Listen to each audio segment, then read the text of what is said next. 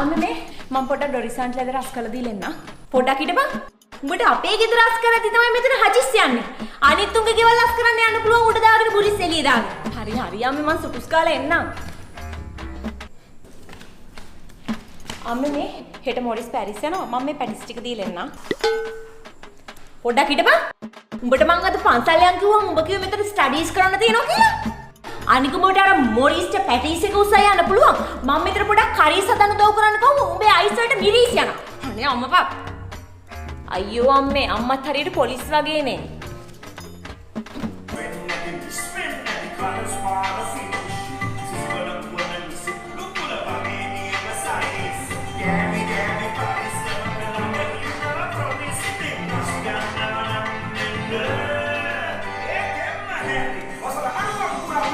ලෝචි ඇයි උඹට මේ ටීවී එකේ හැමෝටම පේන්න පේන් ගන්න පුළුවන්.